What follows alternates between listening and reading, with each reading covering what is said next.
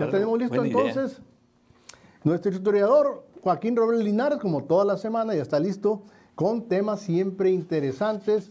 Y en esta ocasión, ayer lo felicitamos por ser el Día del Dentista, Joaquín. Pues así es. Así es. Así es. De Santa Polonia, mártir cristiana. Órale, ándale. Que la martirizaron sacándole los dientes, hazme el favor. Yo la única Polonia que conozco es la esposa de Michael Corleone, ¿no? La que italiana, que era Apolonia se llamaba.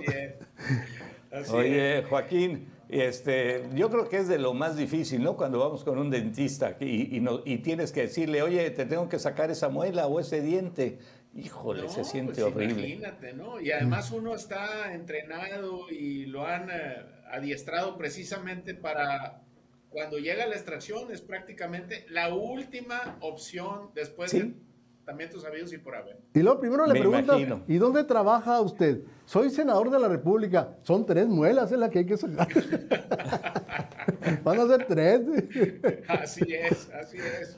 Bueno, la decena trágica, Joaquín.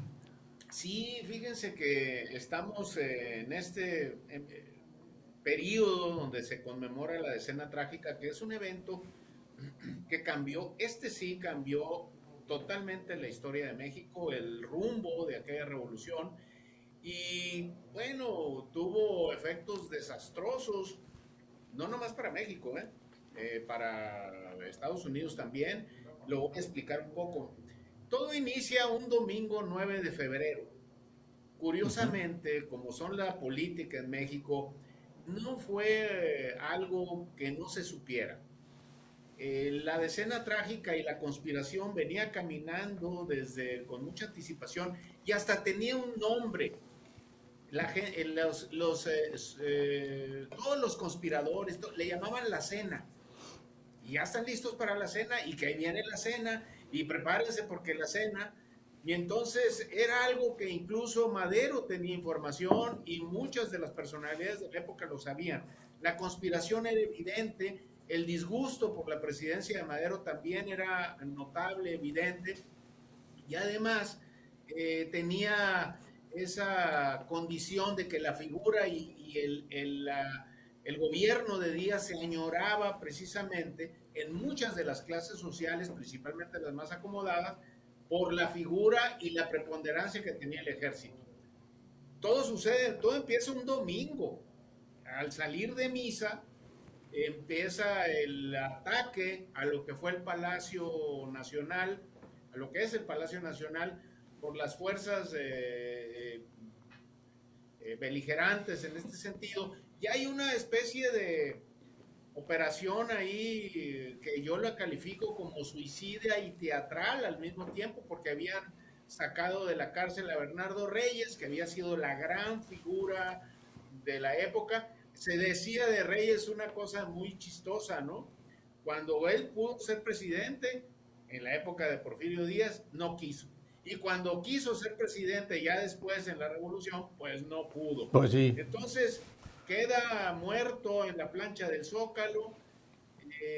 Hay ciertas condiciones ahí muy dramáticas, empieza el ataque. Algo que no se sabe es que la gente vio el ataque al salir de misa. Y muchos mirones y gente que estaba viendo eso y que no se quiso ir a su casa, quedó muerta. Así es. En aquella situación, y empiezan los combates en toda la ciudad.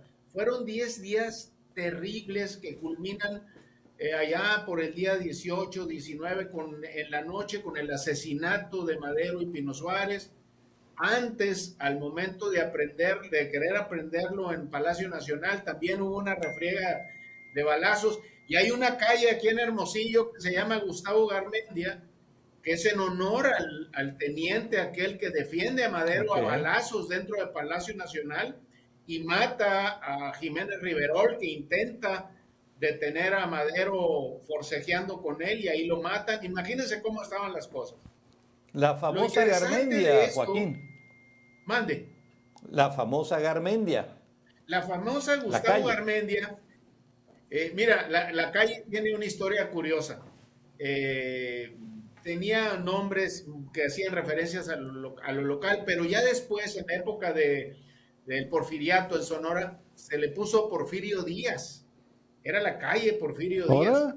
Órale. Después fue bautizada al inicio en el maderismo como la Vázquez Gómez, por aquel personaje maderista de inicio. Pero después del asesinato de Madero y que Gustavo Garmendia se afilia a las tropas constitucionalistas y pierde la vida en la toma de Culiacán, desangrado, se le pone Gustavo Garmendia y hasta la fecha se llama Gustavo Garmendia. Sí, en honor a ese teniente que defendió a Madero y que muere al mando de Obregón en la toma de Culiacán. Por ahí vimos a Gustavo Madero, que es el que le advierte, tengo entendido, sí, que le advierte de Victoriano Huerta, te va a traicionar, le dice. Le dice incluso a su hermano. Madero, sí, se enoja, se molesta con su hermano. ¿Y sabes qué hace? Lo manda de embajador a Japón.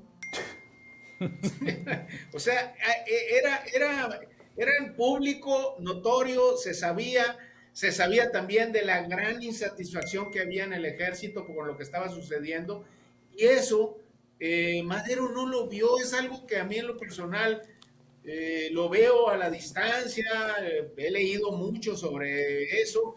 Y digo yo, ¿cómo es posible que un personaje como Madero, un hombre bueno, pero a fin de cuentas que había aspirado a la presidencia de la República, no oyera los consejos de su hermano y de muchas personalidades que se le acercaron, ¿no? Ah, pero acuérdate que tenía el intrigoso de Wilson, ¿era quién era el que estaba de...? Bueno, fíjate que ahí hay una cosa que no se sabe, y aprovechando que nos ven en Estados Unidos, Henry Lane Wilson era el embajador de Estados Unidos en México. Había sido ya embajador en Chile y además era un agente de confianza de un presidente muy popular en Estados Unidos hasta la fecha, que era Teddy Roosevelt.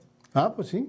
Él empieza a conspirar con Mondragón, con Félix Díaz, con todos para derrocar a Madero y además les da carta blanca para que hicieran lo que ellos quisieran y se llama el Pacto de la Embajada, y entonces acuerdan derrocar a Madero y si oponía resistencia y todo, asesinarlo, en lo cual Henry Lane Wilson estuvo de acuerdo. Bueno, lo curioso es que después, para marzo, esto sucede en febrero, en marzo cambian de presidente en Estados Unidos, llega Woodrow Wilson, un presidente que le toca lidiar con todo este conflicto, y el Departamento de Estado se enfurece con Henry Lane Wilson y lo destituyen. Lo mandan llamar hasta Washington, lo degradan completamente, le produce una vergüenza enorme al cuerpo diplomático norteamericano, a la presidencia de los Estados Unidos de la época, a tal grado que Henry Lane Wilson no lo vuelven a contratar. Cuando muere en 1927, muere en el ostracismo, sin ningún tipo de homenaje o mención del Departamento de Estado, reconocimiento, por la profunda vergüenza y además por la actuación tan desafortunada que tuvo en estos eventos. Oye, Joaquín, también hay por ahí cartas que tengo entendido de que entregó la viuda de Elías Calles, el archivo que tenía, en donde hay familias connotadas, personas connotados, que felicitaron a Huerta por el golpe de Estado. Sí, claro, y a Mondragón, a Huerta, a todos ellos, no nomás de familias connotadas, empresarios, familias que hoy son de empresarios muy conocidos, que además veían en el régimen de Huerta la salvación del México de la época. Es impresionante la cantidad de adhesiones que tuvo al principio este asunto de Madero.